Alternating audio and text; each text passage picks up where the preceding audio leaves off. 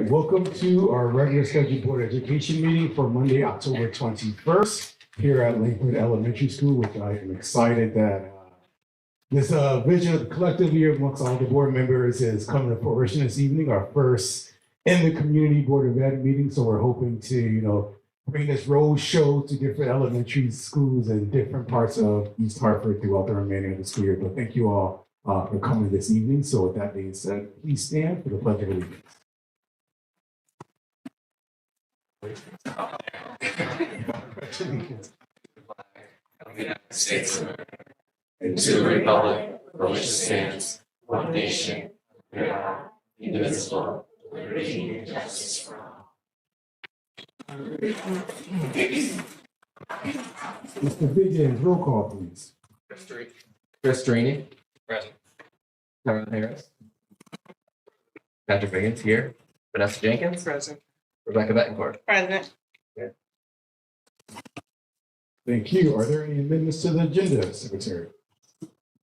We have one consent for all three approval of the minutes. So essentially, what the motion is of course, to do a consent calendar, so that way we don't have to approve each of our previous minutes one by one. We're just going to do one consent calendar. So with that being said, do I have a motion to approve the consent calendar on this evening's agenda? So moved. Do I have a motion and a second. All in favor? Opposed? Ayes have it. Are there any written communications to the board? And our student representatives, come on down, believe right to that stand.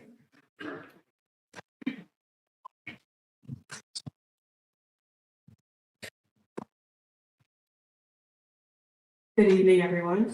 My name is Savannah Hayes, and I'm the board representative for Connecticut IB Academy. On September 30th, the Chinese Club and National Honor Society hosted an event to celebrate the Mid-Autumn Festival. Students were given the opportunity to create mooncakes and lanterns facilitated by members of the club. Over 30 students and some parents attended. On October 10th, SIVA students participated in Cafe Con Leche in conjunction with East Hartford High School to celebrate Hispanic Heritage Month. Students experienced games, scavenger hunts, and cultural meals. On October 16th, the first of 8 wellness clinics was held. These wellness clinics are held to help SIVA students adjust to life outside of school. It's aimed towards junior and senior students who do not have the ability to take physical education courses. An event was run by 3 volunteers to help students learn their tennis skills, and 10 students attended. On October 17th, 14 new members of the Phoenix chapter of the National Honor Society were inducted, 2 of which were seniors. There are now a total of 31 members. On October 23rd, we'll be hosting our MYP4 and new MYP5 and diploma program inauguration. Each student will be recognized for entering their MYP or DP 1-year programming. Families will join us to celebrate this milestone in their children's IB education. The National Honor Society is hosting a pumpkin decorating contest. For $1, students can purchase a mini pumpkin to decorate and submit to a school-wide competition. Students will vote for their favorite pumpkin, and the winner will receive a gift on the behalf of the National Honor Society, and submissions are due at the end of this week. All SIVA students have received their IB badges for the year, and seniors will have their senior portraits taken in the first week of December. Some upcoming events that we have, the Student Advisory Board is hosting a Harvest Festival on October 30th to celebrate the changing of the seasons with the students. There will be games, snacks, karaoke, and more. The Michael Avalon Memorial Foundation is hosting a murder mystery night on November 15th. This is a family event where patrons will have the opportunity to become detectives for a night to decide who the murderer is. There's a ticket fee as well as a dinner fee. On November 6th at 5 p.m. to 6 p.m., the Spanish National Honor Society will induce new SIVA members in a conjoined ceremony with East Hartford High School. That same night, there will be a PAC meeting at 6:30. We always enjoy having new members to contribute to the community. Future wellness clinics include martial arts, dance, roller skating, just to name a few. And from October 28th to November 7th, SIVA is hosting a food drive where students can donate non-perishable items for South Congregational Church on Forbes Street. Families are encouraged to donate the following: dry cereal, canned goods, canned vegetables, stuffing, and non-perishables. Thank you. Thank you for that. Are there any questions for Ms. Hayes? All right, hearing none, is there anyone from the public that wishes to participate? Hearing none, we'll turn it over to our superintendent. Good evening. At first, I wasn't going to use it, but it's actually easier. Make sure everybody hears. But we're delighted to be here. We thank the parents that have come this evening, and I have a couple things I'm going to share, and then I'm going to invite up the Langford team, and we will get some highlights on what's going on here. So just a couple of items. Let's see. All of our technology works until it doesn't. It's not advancing. There you go. So we always want to share what our mission and our goals are, our core beliefs. I think that's something that's essential when you look at this as a document that stands and lives on its own. I think it's always good to tie it back to why we do the work that we do, looking at our 5 goals that are built off of our Pride in 5. And just want to highlight our enrollment as we continue this year, and just sharing we're up a little bit from last year and just kind of breaking out a little bit of our student populations. So again, our vision and mission, what we continue to do, academic enhancement, institutional advancement, operational effectiveness, climate and culture, and I'll touch on later. Just a couple of reminders as we get ready to get into the budget process. But also some terms that we use a lot when we're thinking about how we support our schools. What is it that we're clarifying? What is our message? What are we measuring? What's most effective? How do we know it's having an impact on the teaching and learning process? And then our overall level of accountability, what does that actually mean? So as we get to this point, what we want to do before I invite you up, for each meeting, for those of you that are here, we try to recognize different members of our staff. So we have a little over 1,300 employees in East Hartford Public Schools. And we think it's essential that we take the time each meeting to be able to share something about them. So we have 2 short videos that will highlight the individuals. Awesome. Good morning, how may I help you? Hola, ¿qué lo puedo ayudar? My name is Jasania Fernandez, and I'm the secretary of the ECLC, the Early Childhood Learning Center. I'm going on my 3rd year. It's been great. I mean, especially here at the ECLC, just the parents, the co-workers, the children, seeing them every morning with their smiley faces. I always say as the secretary, like the first point of contact, especially when people call, who are they talking to the secretary? Jasenia has a very calm, professional demeanor. She's very supportive. She thinks out of the box when parents come in and need some help. She's always willing to help anyone with anything. She just is the glue that keeps us all together. Multitasking here and there wherever I'm needed. We're not just always sitting on the desk. I'm constantly on the go, being that tool person when somebody needs something. Hey, Jasenia, can you help me with this? Hey, Jasenia, then you can check this out for me. And just, even if I have to stop what I'm doing, I have no problem with that. Jasenia helps us with pretty much anything that we need. She helps staff. She helps parents with, who they need to speak with. There's a lot of moving parts here with different programs. The interaction is everything. How I'm approaching, the situation or the need. Just making sure, I'm giving them the best service.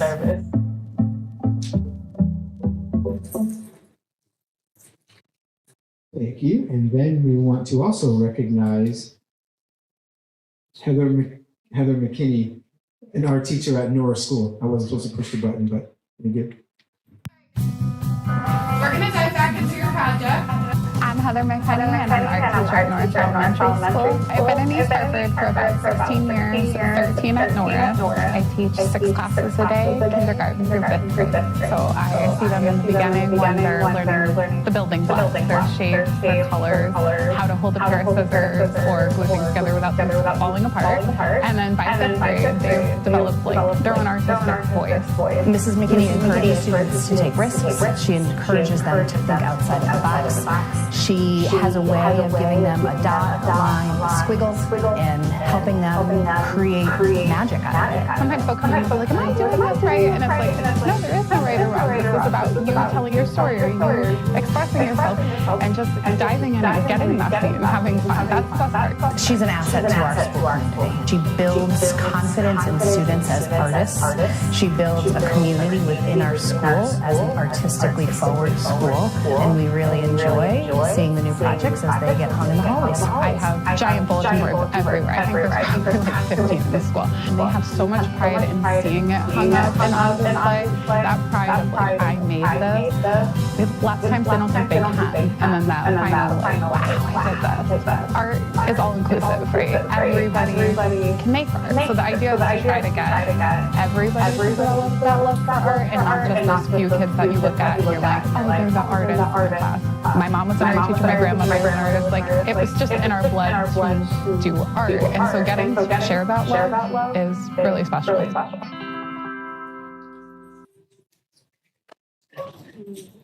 So those are just two of the examples of the outstanding staff that we have on our overall East Hartford Public Schools team.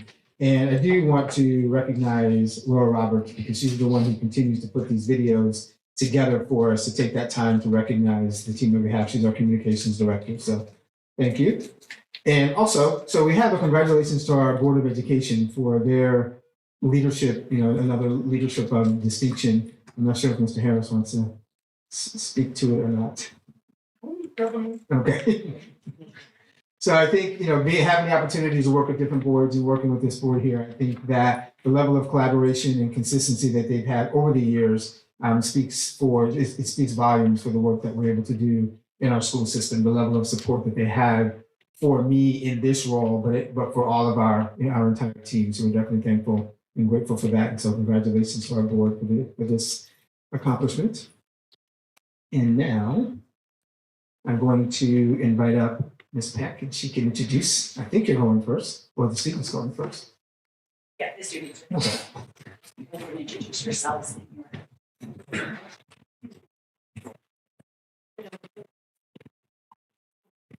Welcome everyone to Langford, our wonderful school. I'm Mrs. Lynn Peck, and I'm here on behalf of our principal who is not feeling well today. So again, welcome, and we're going to have the girls introduce themselves and read a letter. Good evening. Good evening. My name is Michelle Alate. I have been going to Langford since kindergarten all the way up to 5th grade. A few activities I enjoy at Langford are the cross-country run, field trips, field day, which is at the end of the school year. Also, at Langford, we have classes called specials. There are 3 specials, arts, gym, and music. But my favorite is gym class because in gym class we get to play games and exercise. In our classes, we learn about topics, for example, math, writing, science, and literacy. My favorite out of all of those topics are writing and literacy. I like writing and literacy because in writing I get to express myself, and in literacy helps me read more fluently. Langford has a lot of staff. The staff are very kind, helpful, good examples for us, and help us learn. I'm very grateful for having them by my side, even when I'm sad, mad, or happy.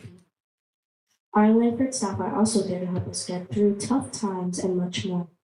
Now let's talk about all the teachers I've had in the past and present.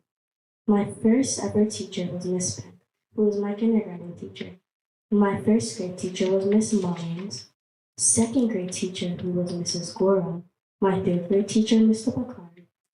Fourth grade teacher was Mrs. Kerr. Last but not least, my 5th grade teacher, Mr. Martocci, who was my present teacher. When I grow up, I want to be a medical doctor, and so far, Langford has been helping that dream come true.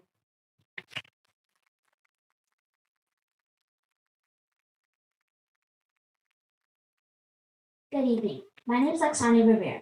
I have been attending Langford since 1st grade all the way to 5th grade.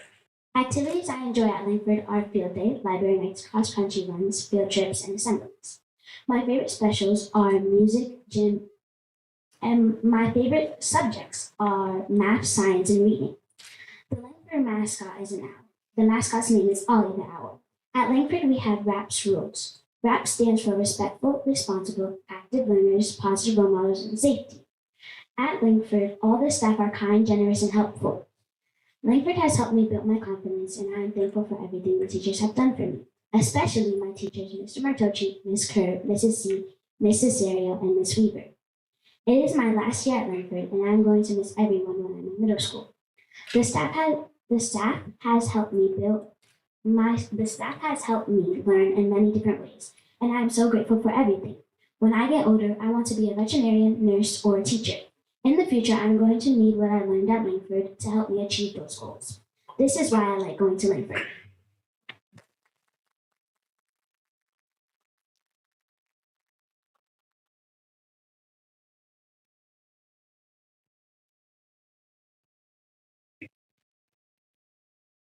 Some of our Langford team. I'm not sure if they moved the microphone. Yeah, they'll use their teacher voices. All right. Hi, everyone. My name is Emma Kerr. I'm a fourth grade teacher here at Langford. This is my second year teaching. So me and my team are going to come up here and talk about what we've been doing in our classrooms a lot this year and some of last year. We are using the model of building thinking classrooms. We all actually went to UConn through the NEAC School of Education, and we got to intern at Langford at some point during our college experience, and we came back. So that is awesome. So we learned about building thinking classrooms, which includes these whiteboards. It encourages student engagement and participation, and most importantly, collaboration. So a lot of times the students will come up and have different ways to show their work, show their thinking, explain their thinking to the teacher, take their learning into their own hands. This is really beneficial for all of our learners at Langford, but especially our MLL, multilingual language learners here. So I'm going to come on up and talk about in fourth grade what we did today with the whiteboards during math. So for my classroom, I have Dory and Nemo partners who work together during math. We're on a new unit today, doing whole numbers multiplied by fractions. So they were given an equation on each side. They were instructed to split their board in half, write down Dory and Nemo, and put their assigned equation on their whiteboard. And what they had to do was come up with a story problem to match their expression or equation that was given. So my students came on up, they came up with a little story problem. I'll read one of them up here. We have Anaya has 7 plates. There is 1/5 of a Jamaican beef patty on each plate. So that was their instruction to write their own story. After that, I had them swap sides. So they would switch with their Dory and Nemo partner. They were instructed to read their story problem to their partner, and then their partner had to work down here to draw an image of the story problem and a representation of the story problem. So as you can see, they drew their 7 plates and they marked their 1/5 of a Jamaican beef patty on each plate. And they were also encouraged to label what each part of their drawing represents. So this really encouraged students taking learning into their own hands, representing their thoughts, and also collaborating with one another. All right, next up, we're gonna have Jenna come on up.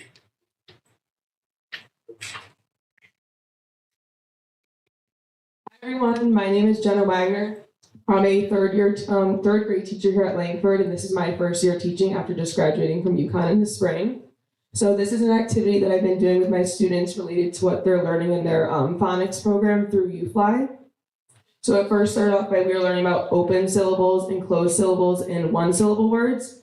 Then when moving to 2-syllable words, this is an activity that when students during literacy layers, if they're not working with the teacher, they can do an independent task at the whiteboard, and this helps them to stay more engaged, to be moving around the room.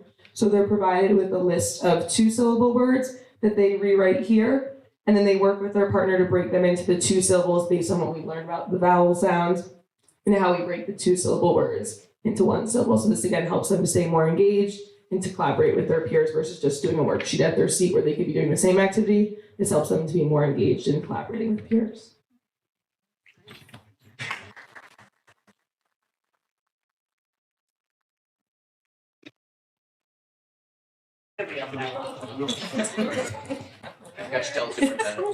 Hi, the wheel just fell off, but I'll fix it after.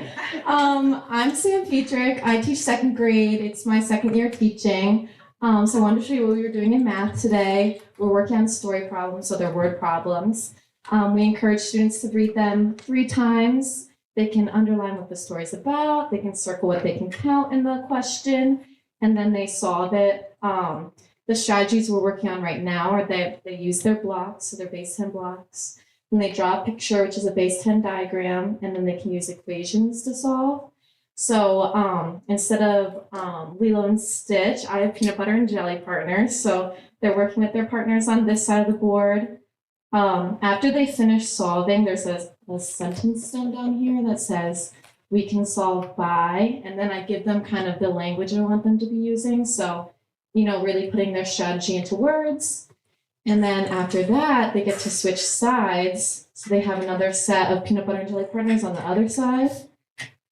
And they look at what work those partners did. So these students here used base 10 blocks and they didn't make a drawing. So the group on the other side drew a heart next to base 10 blocks because they also use base 10 blocks. And this group over here drew a smiley next to base 10 diagram because it's something that they didn't do, but they might want to try the next time. So again, like a lot of collaboration encourages students to, it makes their learning visible to the teacher, but it also makes our teaching visible to the students. So you kind of get both sides. So it's an awesome tool to use during math and literacy.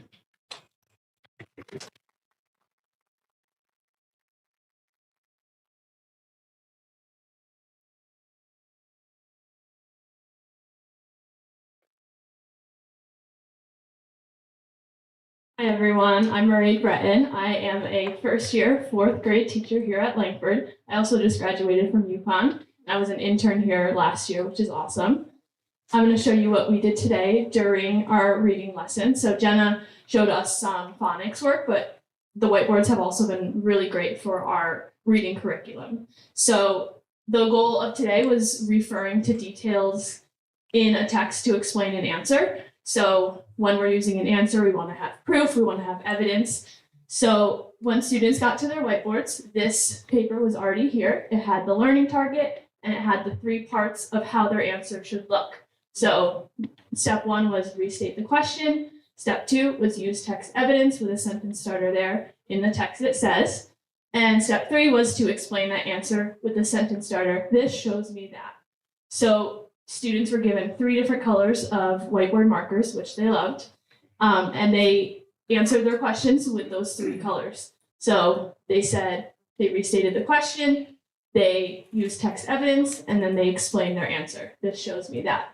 So this activity, simple as this, just a question and answer, but students got to choose their questions. They were super collaborative with each other as they were standing right next to their partner. Working on it, on different sides of the whiteboards, but collaborating with each other. It really, I've noticed, increases that students get started quicker. They are so much more engaged as they're doing these activities. That's about all I had. Does anybody have any questions for us and our vertical whiteboards that we love? Any questions for the board?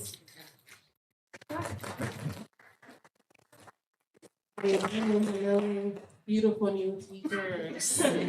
I definitely want to thank UConn for creating such amazing critical thinkers, creative thinkers. I love the idea of the whiteboard. It was very nostalgic though, but mine was black. I had a blackboard, right? And I had chalk. But the idea of having the students come and write on the whiteboard must be so powerful, right? Was this a group initiative for you guys? Was it a project from UConn or was this something that you guys as a team came up with? So this is something that as a school we've been learning about and exploring, and we have chosen to kind of take it into our own hands in our own classrooms. So we were provided the whiteboards by the district, which has been great. And it's up to the teachers with how they see fit to use it in whichever subject or maybe as independent work, maybe as a whole class lesson. But yeah, the idea of having, 5 or 6 of these double-sided whiteboards in your classroom and everyone working at the same time, and you as a teacher get to kind of walk around and engage with all the different groups of students, maybe spend more time with the students who need a little bit more support to start their thinking, rather than, I'm up in front of the one whiteboard and the students are sitting on the carpet and maybe not really looking at what I'm doing too much. So it's really has increased that engagement and communication and collaboration, and I think we all want to continue using them because it's been taking the learning right into the students' hands. And just to add to that too, the initiative was really our Principal Callahan. So she's the one who has been like showing us, introducing this to us, and who advocated for getting the whiteboards. And they're used all the way from K to 5. So every classroom has them and everyone uses them the way that they see fit for their classroom, their children, and their learning. Thank you. I would just like to ask you guys a favor. I really appreciate you guys coming out, and I appreciate you guys showing us the hard work that Langford students are doing every day. And I appreciate the hard work you guys are putting in every day. Can you guys do me a favor and go back and share that with your coworkers and tell them that we appreciate them as the board? Thank you. All right, thank you. Before I turn it back over to the superintendent, I do want to, of course, recognize our students for demonstrating courage and coming up and speaking their mind. Thank you for coming out this evening.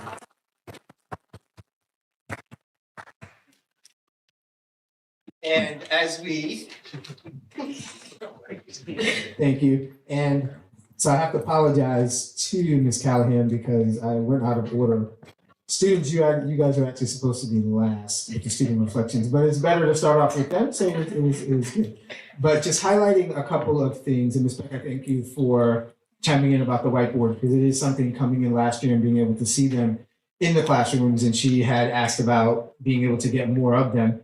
And to level up, it's not some huge investment, it's something that is going to work and allow students to provide more immediate feedback and those kind of things. It's a tremendous help, and just we were here last week, so we're able to see most of the teachers that are here this evening and part of the learning walk. But a couple of other points before they slide out. Just wanted to highlight, so what you were able to see and what they shared, talking about learning at Langford, student-centered language and literacy approach, interactive problem-based mathematics, which you saw the teachers demonstrate, and then you can hear it through the students and what they shared as well. Go back just for one. And Langford being a school of distinction, again, the strong partnership with UConn has been tremendous. And one thing I know that she would have wanted to highlight is in terms of most of them had mentioned the opportunity to have been an intern, to serve as an intern in the building, and then being able to come back as a teacher. And I think that's something we really need to think about that, because you had an opportunity to experience teaching firsthand and you came back to the building anyway to be able to, so when we think about the teaching profession, you have all the challenges in it, but being able to do that, and it does speak a lot for the program at UConn, so we're definitely thankful for that. And just community partnership with a lot of the work that's being done there, and again, more collaborative learning experiences. I think the word and the theme that you hear a lot when you talk to Ms. Callahan and then with the staff is the word collaboration.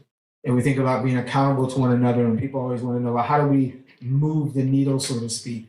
But we have to be accountable to one another. We have to be willing to collaborate with one another and maintain that level of focus on what's most important, which you heard from the 2 young ladies, 5th graders here this evening.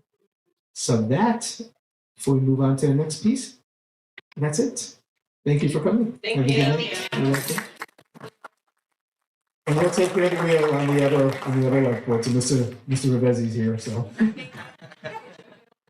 So this is the opportune time for those parents and students that want to quietly leave, otherwise we're going to get right into the next piece. But you're good, thank you.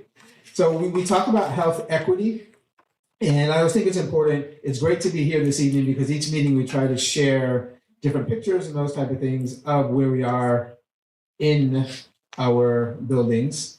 So as that comes up.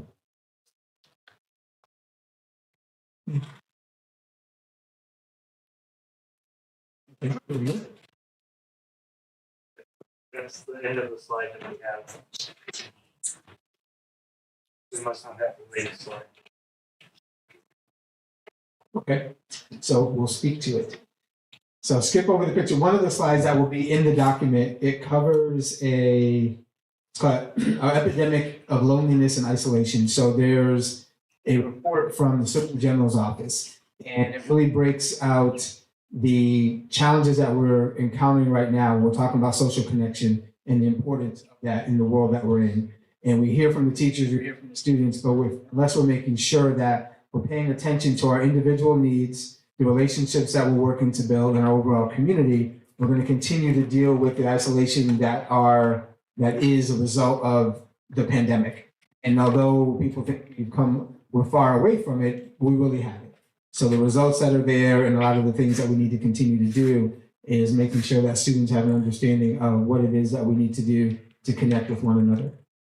And some of the others are just pictures of, again, bringing you into the building and those type of things to be able to see firsthand. But it's better this evening to be able to see exactly who we have in front of us. So under the slide that popped up here, we celebrated the CT Grown for Connecticut Kids, which is at Mayberry, I believe it was about a week ago at this point.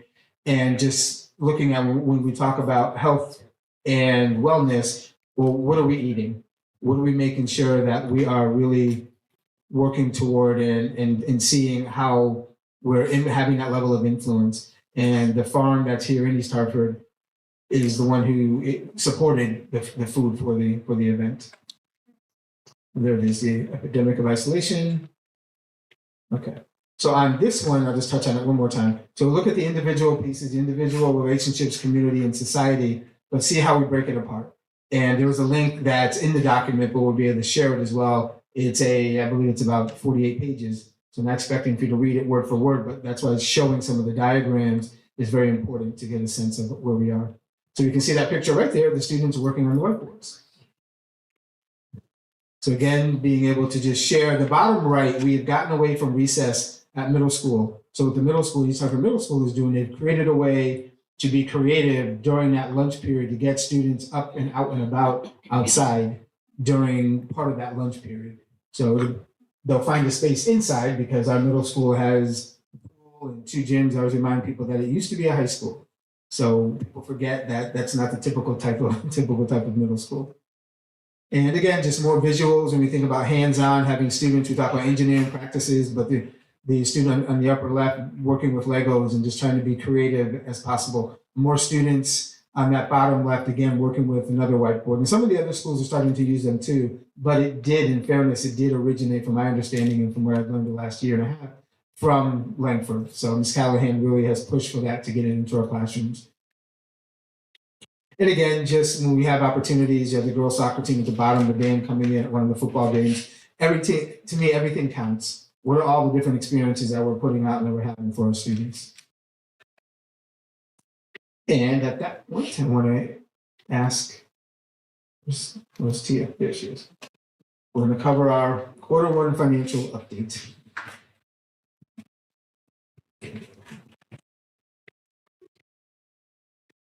Good evening, everyone. The most challenging part is going to be holding and reading at the same time.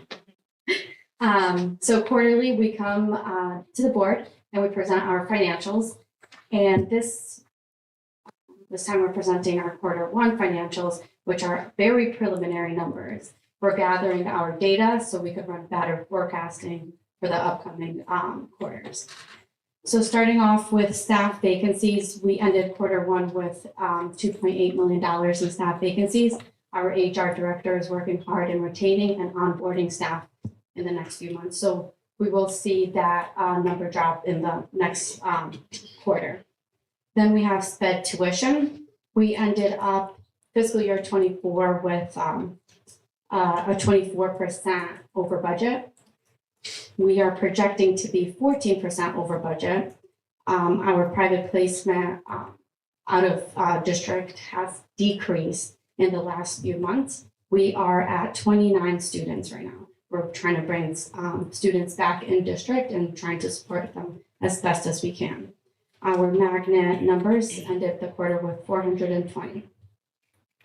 Then student services, we have 5 students in juvenile detention. Last year, we ended this account with $194,000 over budget. Right now, we increased our budget from 18,000 to 50,000. In fiscal year 26, we are going to also start increasing that so we are not as much over budget. This is a hard account to forecast as it's very unpredictable.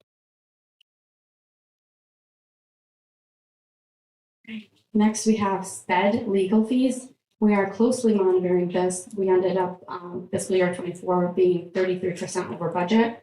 We are projecting to be 20% over budget in fiscal year 25. And we're working closely with the SPED department to provide as much support in-house as possible. Utilities ended the year great. Last year, fiscal year 24, 20% under budget. So it's really showing our projects the benefit of the window wall projects and all that.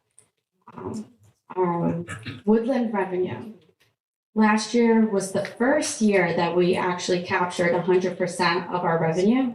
We had a little over 100%. We had 120,000 over what we projected, but we budgeted for it. So it was able to net out with our overages, such as private placement being over. This year, we are projected to be under budget just because currently we have 39 students in Woodland, 39 tuition paying students in Woodland, and we would need 18 additional students so we could get up to budget. We are working with our new principal, the SPED director, and trying to get our numbers back up. So quarter two, we would have some better numbers. Any questions? No questions, but for quarter 2, 3, and 4, can we just get a report of a printout of all the numbers? So we have that in front of us. Yep. Thank you. Anyone else? So the printout, so it's in the PowerPoint, but we could give you the physical copies as well. Yeah. It's Let's see it. it's all the way page 64. Oh, that's where it is. Okay, perfect. Okay, good. I was like, wait. I mean, I saw it, but I was like, maybe it's just an update between the superintendent. Okay, perfect. Thank you. I'm glad to see that there is some movement, particularly with Woodland. I know we have a new principal and our director is working really hard. I was at a GOTV event and they were talking a lot about our partnership with Ebony Horsewoman. So I'm glad to see that we were able to partner with that program to offer a new creative way to our education system here. So thank you for that. Thank you. Anyone else? No? Thank you. Yes, Mr. Revesi. Hold on. Sorry. Okay, hi, thank you. Thank you. It was a great report. Just a question with regards to the 39 students at Woodland. So what's the plan to increase that to the number that we increase? How are we going to do that? Right. Last week, our principal brought in some schools so they could show them around. We're really just trying to broadcast our school, the needs that we could fulfill with them. The other part of that too is he wanted to pause and revisit how the structure of Woodland is. So bringing a new principal in, looking at who we're serving in the school, making sure we were refining our processes, and making sure there's a lot of other things that are moving in the right direction. So there are students that are on the wait list. And so as he said, so Mr. Powell, they're setting up meetings for parents and others to come and visit so they can be enrolled in the building. So. And although we're projected $1.2 million to be under, is it louder? Sorry, I've never been a teacher, so I'm living my life. Mid-year, we're going to see our numbers, and if we need to maneuver different freezes, we will. So that's something that we'll express during that time as well. But I'm confident that we could bring those numbers back up. We dealt with similar hardships last quarter one, and we were able to obtain 100% of our revenue. Thank you.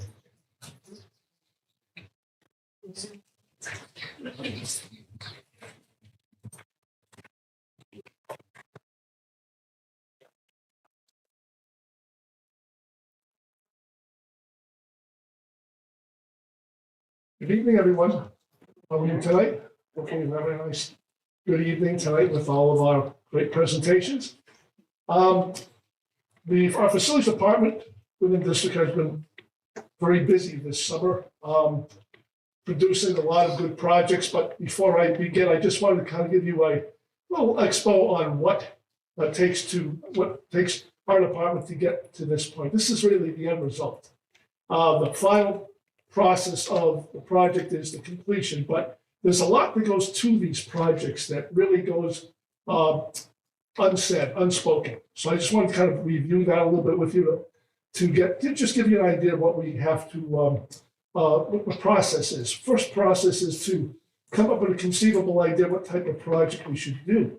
A lot of that interaction we have with principals, with staff, with our own facilities department, based on type of needs such as infrastructure, roofing, flooring, lighting, or other things like that that would enhance the overall effectiveness of the school systems and the buildings based on what they need. So I point to, you find people over here on the committee that help us decide that, help approve those projects from conception right through project completion. So basically, thank you very much for that, for all your input, because if it wasn't for the committee, we wouldn't be having all these projects. So big thank you. And also, I want to give a big thanks to Tia, finance, because obviously if the money isn't there, we don't fund the projects. So thank you, Tia, for all of your help and continued help. We look forward to that relationship. So anyway, this just a little, not to bore you into death, but we have just a few slides. I want to show you some of the main projects that we've been doing over the summer. First project is, these are just the summer goals, managed construction projects, time sensitive for 2024. It takes it's a 2-year cycle to get a project from conception to completion, to about a 2-year. So we start planning now for projects we're going to be doing in 2026. Just to give you an idea. So we strategize and design summer 25. So we're doing strategizing now for summer 25 projects, and effectively allocate capital resources and to initiate new projects. So our middle school project, this is an IAQ project, indoor air quality project. This project was completely funded through federal fundings.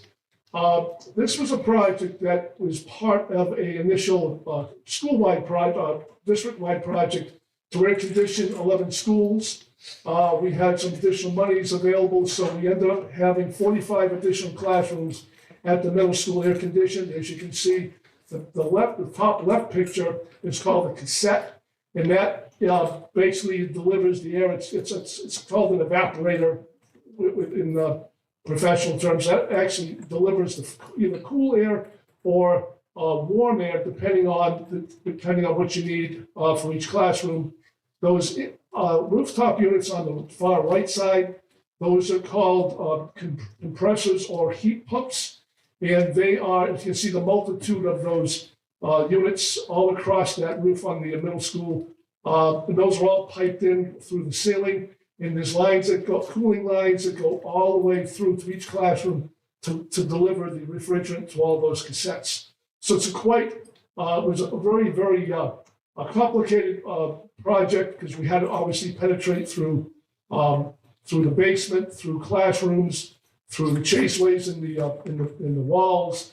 And this project also included a electrical component as well. We had to upgrade the electrical switch gearing to this to make this project worth to deliver the proper energy to these units. So that was a major feat that we did. So that was a good project. It was again, this was about a 2-year project in making.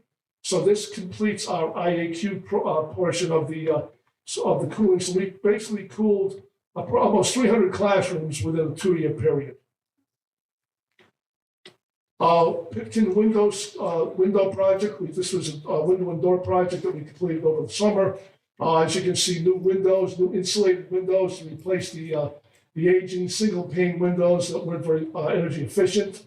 as Tina mentioned, we did 2 schools last year, and comparatively speaking, the energy, the electrical and the heating actually went down in costs because of these insulated windows, so they make the marked improvement upon the energy efficiency of the buildings. We also did doors as well, insulated RFP reinforced fiberglass doors and brand new locks, brand new hardware. So that completed the project for all the exterior doors and windows of Pipkin. And we also did the same project on Goodwin as well. The only difference with Goodwin is, if you can see that top picture, there's a louver underneath that. That's a unit called the unit ventilator louver that actually brings in fresh air and warms the outside air coming in. So that's an additional component that we actually added into that window project to make the exterior look new. As you can see how new it looks. I don't have any before pictures, but you can definitely see the difference in the appearance of the building. It really modernizes the appearance of the building. This next project is called the Tri-Gen Replacement Project. This was a major feat of completion that took about 2.5 years. That the top picture there is our CHP plant, cooling, heating, and power. So you see those units on the left part of that top screen. Those are called reciprocating engines, and those actually produce heat, power, and coolant for our buildings. So they actually offset a lot of the electrical needs of the building by producing energy. And we also glean from the energy a byproduct is called RECs.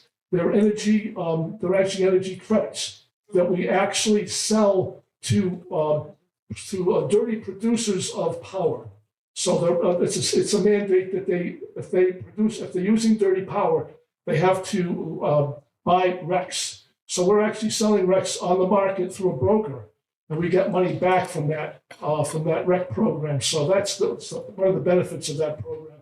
It also saves us a couple of $100,000 in energy costs as well by those reciprocating engines, brand new systems that replace the former older process that saw its end of life. The bottom picture is brand new as well. Those were just christened last week. Those are a full building generator system. Cummins is the power equipment manufacturer for the Cummins diesels. And those generators are, when power goes out in the school now, we have full building power throughout the entire campus of East Hartford High School, which is a tremendous benefit. If there's ever a blackout, kids won't be in the dark. The building system, especially in the middle of the winter, if you can imagine a blackout or a power outage for more than a day or two, could cause some severe damage in this building. So having that backup power generator will also preserve the building and could be used as a shelter for the town in the event we have a major disaster. We can produce power for that building, and we can obviously help others out at the same time. So that's a major benefit. And we're very proud of this particular project here, which was about 2.5 years in the making. There has been some issues with the electrical equipment being in short supply. We waited about a good year and a half to get these generators placed, and a couple of other components as well. We did a complete switchgear program as well. We replaced all the old original 1960 switchgear. We'll allow up-to-date switch gearing, so all the electrical, basically, the main electrical is all brand new. Should be good for another 60 years, hopefully. Brine roof replacement, that, if you can get before and after picture, not the original roof, but that roof was back in the early 1990s, I'm sorry. So that is a new roof. It's the roof that's on top is a gravel roof. It leaked. It was aging. It's weathered. So we replaced it with a brand new membrane roof, 30-year membrane roof. With the nice part about the membrane roof is that without warranty is that it's completely a solid, seamless surface. It's chemically welded, so nothing gets in, nothing can get in. We also put in a brand new something that we didn't have before. Access to that roof is only by ladder, and it was dangerous, especially in the wintertime. So we put a brand new internal hatchway in the ladder, but there's a hatchway now, so you can access the roof from the inside of the building, which is a big safety benefit rather than climbing a ladder in the middle of winter.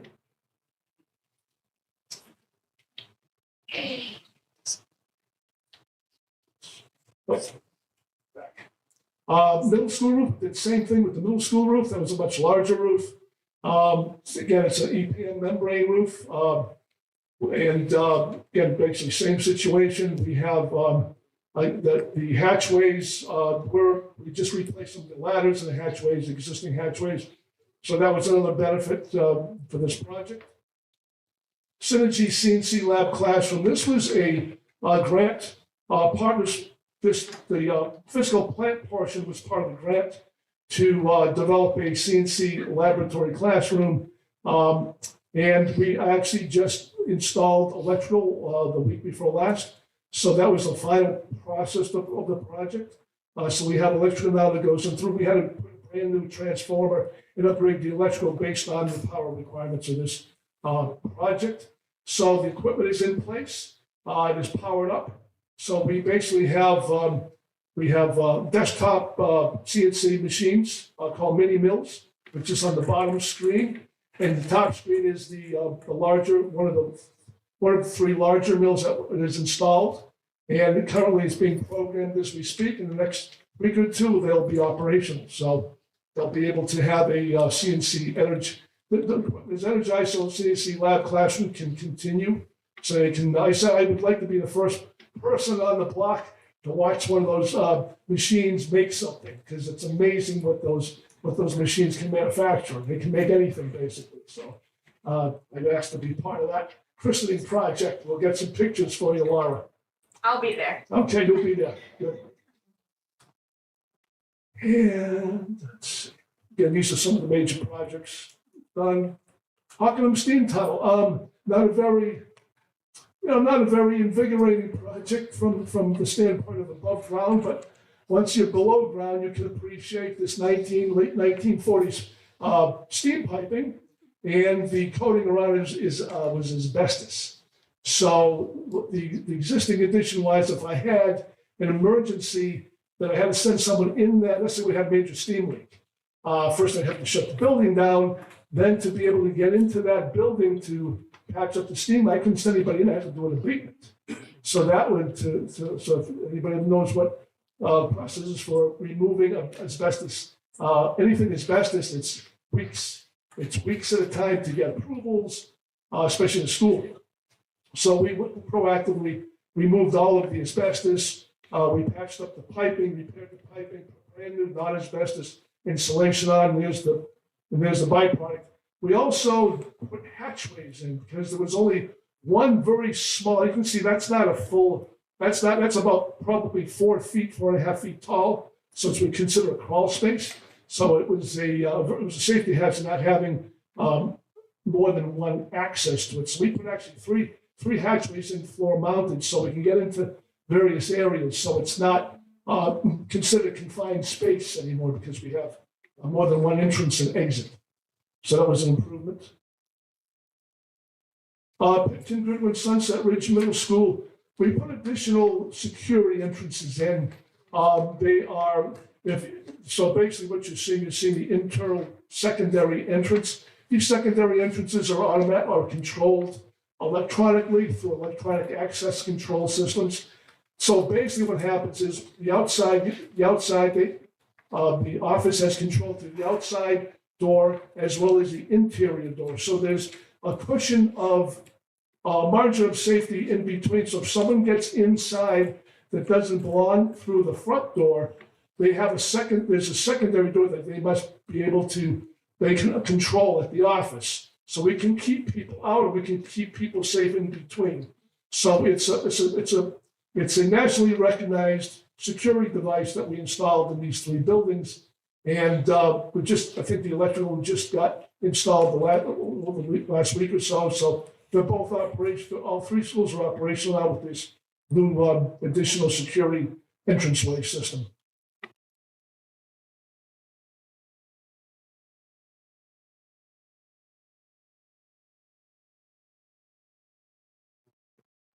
Let's see.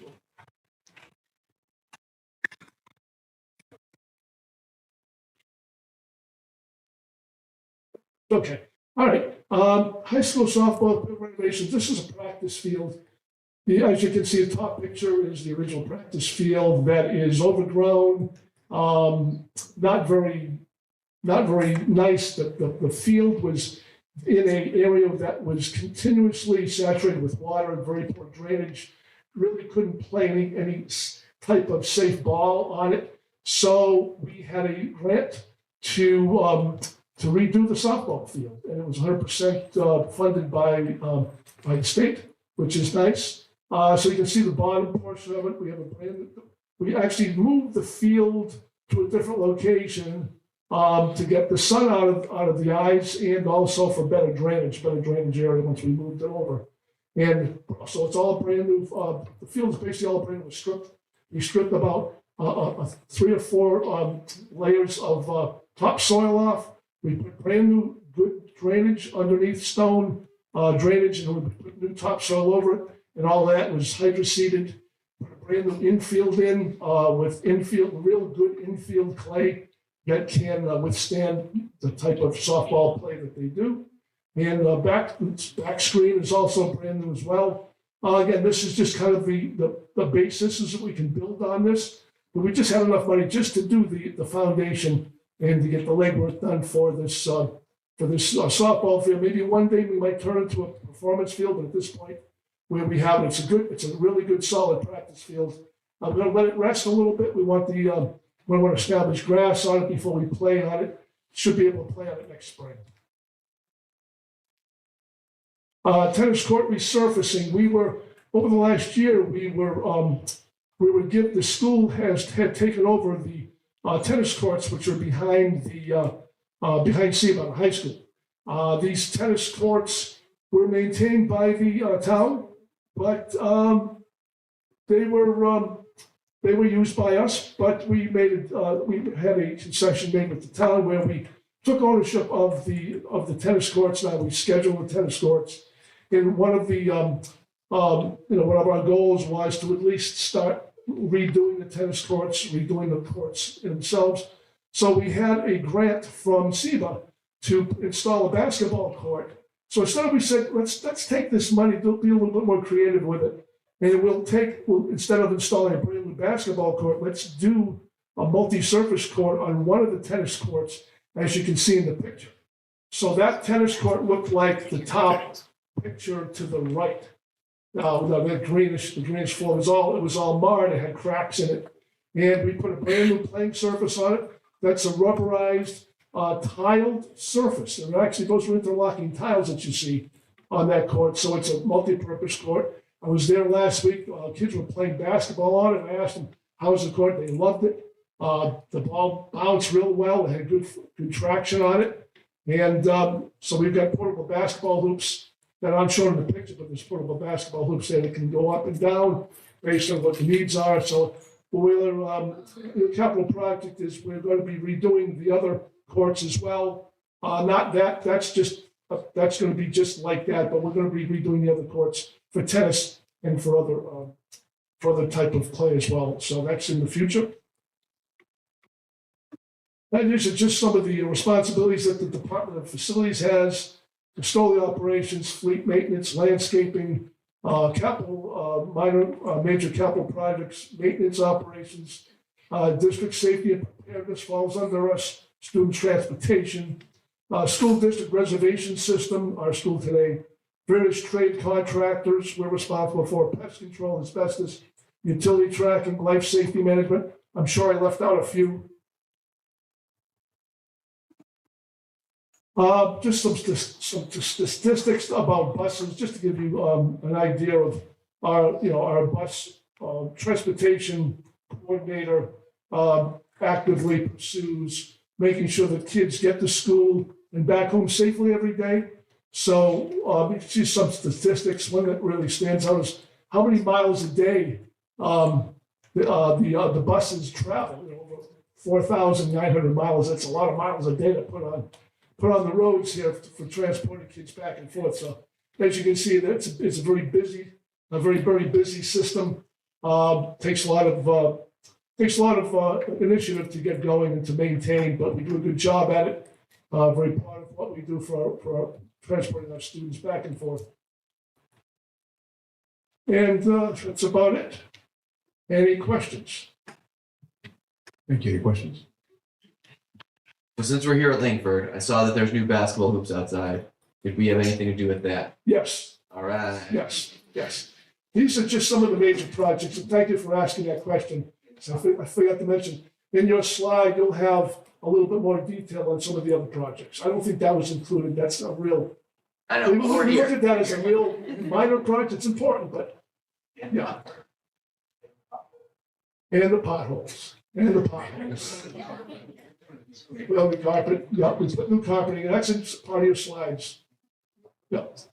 But yeah, like I say, I want to thank everyone here, especially on this side of the room, for the support and the continued efforts. The facilities committee is very important. We go through a lot of these projects from conceptual through funding, through grants, through everything, the whole gamut. So thank you very much. Any other questions? Very good. No question, just a comment. Before I took my leave of absence, it's nice to see. I told you I love it. This is my favorite part. Seeing the before and after, and seeing that this is just not a one night deal. This has happened over a period of time where you're able to get funding to make our buildings look great. And thank you for continuing that work. Great job.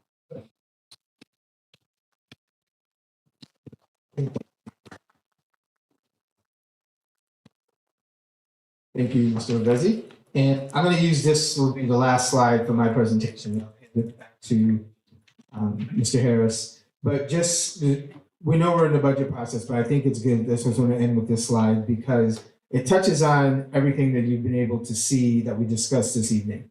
And for facilities to be there and being able to manage the projects, making sure that the funding is there. We know that it was a good opportunity when grants are available, but how do we sustain that? What are the things that we need to continue to do into the future?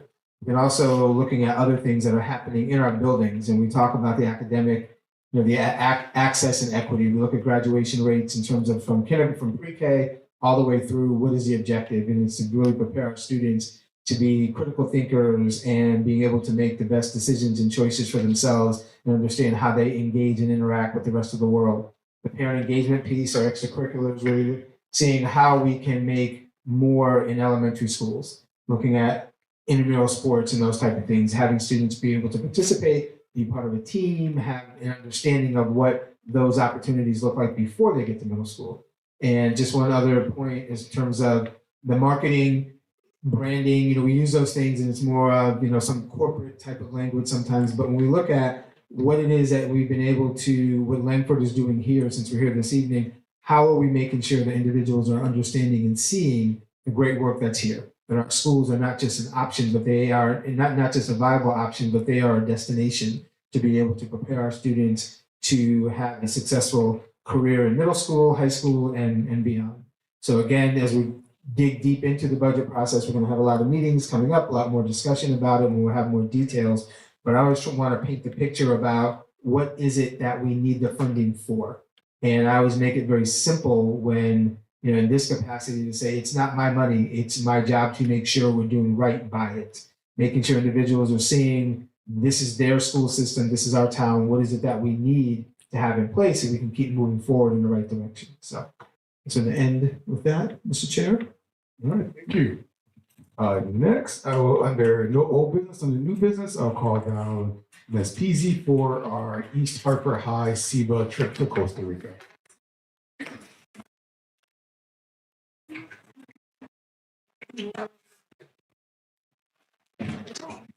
All right, good evening, everybody. I'm back.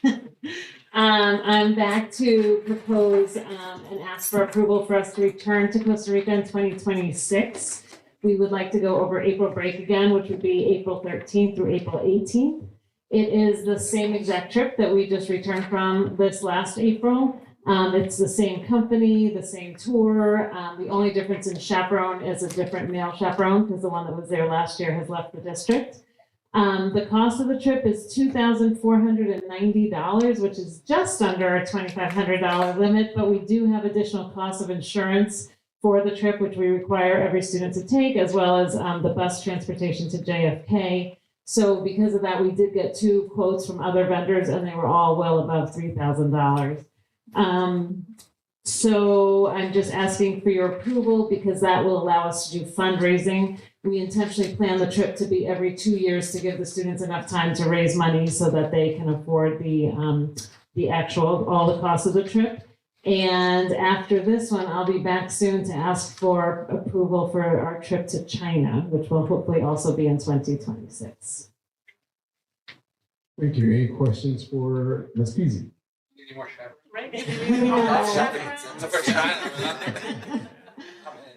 Me too. And I haven't been able to go yet. So if you figure it out, let me know. The only question I have is, the climate that we're in, where are we at from an insurance standpoint? So let's just say something goes south, right? What does that look like from the students who are fundraising and you're unable to? I remember we had this issue during the pandemic when we had a trip scheduled, I think it was to Italy. Yes. And pandemic happened and those students raised all that money. How does it look for this particular project? So for the fundraising, that does stay with the school because it would never go back to the student themselves. So it kind of stays in our account, but any money that the students put forward is insured. So we have every family take out trip insurance that would cover everything, including medical expenses when they're on the trip or any sort of cancellation. Okay, perfect, thank you. Anyone else? All right, with that being said, do you have a motion to approve the East Hartford school trip to Costa Rica? All in favor? Opposed? Any discussions? Ayes have it. Thank you. We'll see you in time for China. Yes. Thank you very much. Thank you. Now we'll bring down Mr. Jim. Come on down. Thank you, Mr. Chairman. This next project we're asking the board to approve is for this is a school state grant regulations, BOE policy for the East Hartford High School roof replacement project. This is for the closeout for the project. So we're looking basically to close out East Hartford High School roof replacement project, which was completed in October of 2023. So the attached documents that you had given to you are all the documents that we need to present to the state. I think there was, Chris, you said there was about 100 and some odd pages, 166 pages of documents, and that's just for closeout. So we're those project documents required by the state in order to close the project out. So we are asking for you to approve the project closeout for the East Hartford High School roof replacement project. The state is expected to pay an estimated reimbursement amount of $7,374,844, which we have received a partial payment to date on. We need to go to the state to get reimbursed for our remaining local share. So the facilities committee did approve to move forward to this committee for your approval. So I'm asking for the approval to accept the closeout project. Any questions for Jim? All right, hearing none, there a motion to approve our final grant application for SCG 1049F on this evening's calendar. A motion and a second, all in favor? Opposed? Any discussion? Ayes have it. Thank you. Thank you, Mr. Chairman. Thank you. All right. Like $9.5 million or $7 million kickback. It's really not bad per square. That is not bad. Are there any questions or comments by board members? Any concerns? Any topics for future agendas? Board of Education members, you go to China. And Costa Rica, yes. There you go. All right. our town councilor is in the back, so he can maybe allocate some more funds for us to travel to China or Costa Rica. But with that being said, I have a motion to adjourn. I have a motion a second. All in favor? Opposed? Ayes have it. Thank you, everyone.